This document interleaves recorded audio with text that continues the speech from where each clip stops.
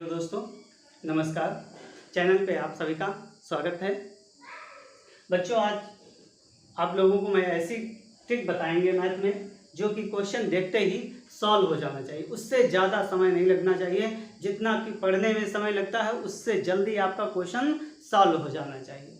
तो क्वेश्चन है कि एक आदमी अपनी घड़ी 144 रुपये में बेचता है। यदि उसके लाभ का प्रतिशत क्रय मूल्य के बराबर हो तो वस्तु का क्रय मूल्य बताइए। अब बेची जा रही 144 रुपये में वस्तु, और कहता है कि लागत मूल्य और लाभ का प्रतिशत दोनों क्या हैं? बराबर हैं। ठीक, लागत मूल्य और लाभ का प्रतिशत दोनों बराबर हैं। या फिर कह देगा क्वेश्चन में लागत मूल्य, जिसको हम क्रय मूल्य बोलते हैं, लागत मूल्य और हानि का प्रतिशत बराबर है। तो लाभ के केस में जो बेसिक चीज़ें हैं वो समझ लीजिए। लाभ के केस में हमेशा एक आंसर होगा और हानि के केस में हमेशा दो आंसर होंगे। तो यहाँ पे लाभ का केस चल रहा है और लागत मूल्य इसका दिया है, और लागत मूल्य कितना है वो इसका विक्रय मूल्य दिया है। तो विक्रय मूल्य इसका कितना है? विक्रय मूल्य है इसका 144 रुपये। बात समझ में आ गई? विक्रय मूल्य इसका है 144 रुपये। विक्रय मूल्य हो गया 144 रुपये। अब इसका हमें बताना क्या है? वस्तु का क्रय मूल्य। चाहे वस्तु का क्रय मूल्य पूछ ले या लाभ का प्रतिशत। तो सबसे पहले ये जो इसका विक्रय मूल्य है, इसको हम दो संख्याएं ऐसी लेंगे।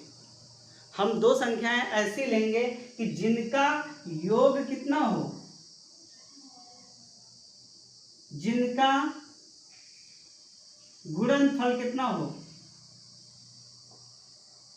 गुणनफल विक्रय मूल्य के बराबर हो, विक्रय मूल्य के बराबर हो। गुणनफल कितना हो? विक्रय मूल्य के बराबर हो। लाभ के केस की बात बता रहा हूं। और इनका अंतर कितना हो? इनका अंतर हो हमेशा 10 का। ठीक, लाभ के केस में गुणनफल विक्रय मूल्य के बराबर, अंतर 10 हो, तो वो संख्याएं हम लेंगे। वो संख्याएं हमारी जब भी बनेंगी ऐसा केस, तो संख्याएं 20 से कम होंगी। ठीक, तो 20 से कम होंगी संख्याएं। तो देखो यहाँ पे हम एक संख्या 20 से कम लेंगे और एक संख्या 10 से कम लेंगे। ठीक, एक संख्या 20 से कम लेंगे, एक संख्या 10 से कम लेंगे।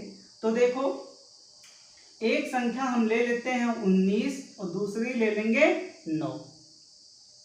ठीक, तो देखो 19 और 9 का गुणा करोगे तो कितना हो जाएगा? 19 9 171, और दोनों का डिफरेंस कितना हो जाएगा? 10 का। क्या 171 है? नहीं है। अब देखो क्या करेंगे, यहाँ पे एक और कमी कर देंगे। यहाँ हो जाएगा हमारा 18 और यहाँ हो जाएगा 8। ऐसे ही घटते चले जाएंगे। बच्चों को क्या होता है कि जो है वो संख्याएं सोचते हैं कि कैसे निकालना है, तो संख्याएं ऐसे निकालना है। 19 एक 19 से, एक 20 से कम, दूसरी 10 से कम। अब यहाँ हो गया 18 और यहाँ हो गया 8। 18 अट्ठे 144। गुणनफल कितना हो गया? 144, और अंतर इनका कितना हो गया? 10 का। जब अंतर 10 का हो गया, यही हमारी दोनों संख्याएं हो गई। दोनों संख्याएं हो गई और दोनों के साथ हमें शून्य लगा देना है। जैसे ही शून्य लगाए तो एक हो गया 80 और दूसरा हो गया 180। अब देखो कहता है बेचा जा रहा है 144 रुपए में। ठीक, तो खरीदा उससे कम में गया होगा, क्योंकि यहाँ लाभ हो रहा है। तो लाभ जब होता है तभी होता है जब वो अधिक में बेचा जाएगा। तो 180 में तो खरीदा नहीं गया होगा, तो खरीदा कितने में गया है? 80 रुपए में। 80 रुपए की अब आपका उसका लागत मूल्य कितना आ गया? ये हो गया उसका लागत मूल्य। 80 रुपए की वस्तु 80% लाभ पे बेची गई, तो कितने की बिकी? 144 की। अब देख लो इसका भी 80 रुपए की वस्तु CP है, ये क्या है, CP है, और CP हमेशा 100% होती है। अब ये बेची जाती है 80% लाभ पे, तो 80% जब लाभ पे बेची गई तो 180 की बेची गई, ठीक। तो 18 अट्ठे 144 हो जाता है। आ गया इसका विक्रय मूल्य, ये हो गया इसका विक्रय मूल्य, ठीक है। तो संख्याएं ही निकालना इसमें थोड़ा सा टिपिकल हो जाता है, वो मैंने बता दिया कि एक 20 से कम लेंगे संख्या और दूसरी 10 से कम लेंगे, ठीक है। देखो बच्चों, अगला क्वेश्चन है, एक व्यक्ति अपनी बुक 56 रुपए में बेचता है, यदि उसके लाभ का प्रतिशत क्रय मूल्य के बराबर हो तो वस्तु का क्रय मूल्य बताइए, ठीक। या फिर पूछ लेगा लाभ का प्रतिशत क्या होगा, तो क्रय मूल्य के बराबर है। अब देखो वस्तु को बेच कितने में रहा है, 56 रुपए में, ये इसका हो गया विक्रय मूल्य। विक्रय मूल्य हमने कहा कि दो संख्याएं लो कि गुणा करने पे विक्रय मूल्य के बराबर हो और घटाने में अंतर 10 का हो। तो हम देखो बताए थे कि 20 से कम हो एक और दूसरी 10 से कम हो, तो 19 और 9 171, 18 अट्ठे 144, 17 सत्ते 119, 16 छक्का 96, 15 छक्का 90 और 14 चौको 56। तो एक संख्या हमारी हो गई 14, एक हो गई 4, ठीक। दोनों संख्याएं हमारी मिल गई हैं, एक हो गई 14 और दूसरी हो गई 4। अब दोनों के साथ हमें देखो इनका गुणनफल 56, इनका अंतर 10 का, अंतर 10 का हो, गुणनफल विक्रय मूल्य के बराबर हो, दोनों के साथ 0।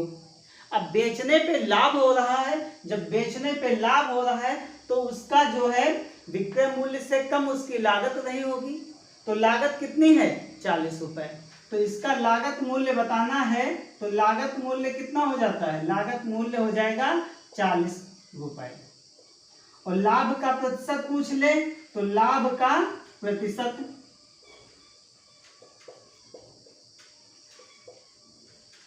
भी 40 रुपए। कहा है कि लागत मूल्य और लाभ का प्रतिशत दोनों बराबर है, ठीक। आ गई बात समझ में। तो ये आपका कॉन्सेप्ट हो गया कि जब लाभ का प्रतिशत और क्रय मूल्य दोनों बराबर हों।